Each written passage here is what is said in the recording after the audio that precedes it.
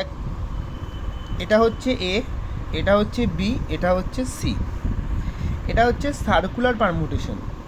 Are similar, এটা হচ্ছে এ, এটা হচ্ছে বি, এটা হচ্ছে সি।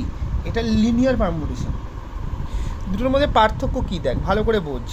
এই এবিসিটা এবিসি হতে পারে, এসিবি হতে পারে, বিসিএ হতে পারে, বিএসি হতে পারে, সিএবি হতে পারে, সিবিএ হতে পারে। দ্যাট মিন্স 1 2 3 4 5 6, যেটা আমার 3 ফ্যাক্টোরিয়াল হয় সমান সমান 6।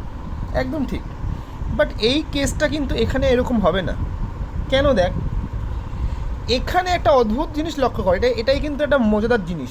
এটাই সার্কুলার পারমুটেশন। দেখ ভালো করে, 1 2 3 এ বি সি, দেখ এ বি সি, তারপরে ধর বিসিএ আর সিএবি, এই জিনিসটা তো একই।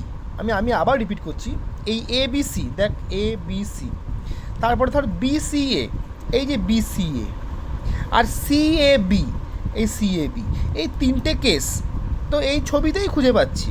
আমি বলতে চাইছি যাহা এবিসি তাহাই বিসিএ তাহাই সিএবি।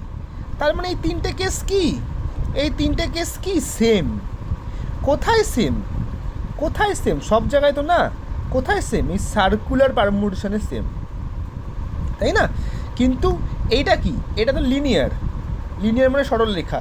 এক্ষেত্রে তো আলাদা, এক্ষেত্রে তো আলাদা, কিন্তু এই ক্ষেত্রে বিষয়টা একই। কেন একই?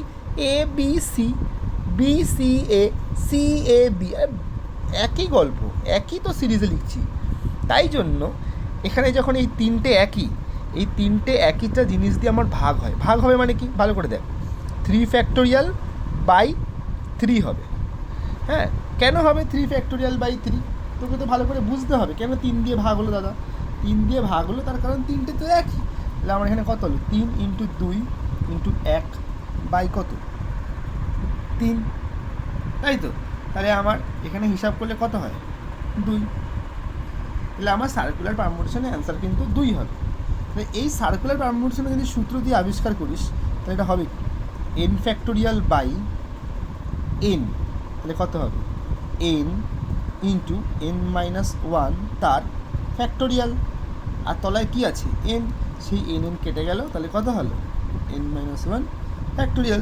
এই কারণেই সার্কুলার পারমুটেশনে n মাইনাস 1 ফ্যাক্টোরিয়াল হয়। বাট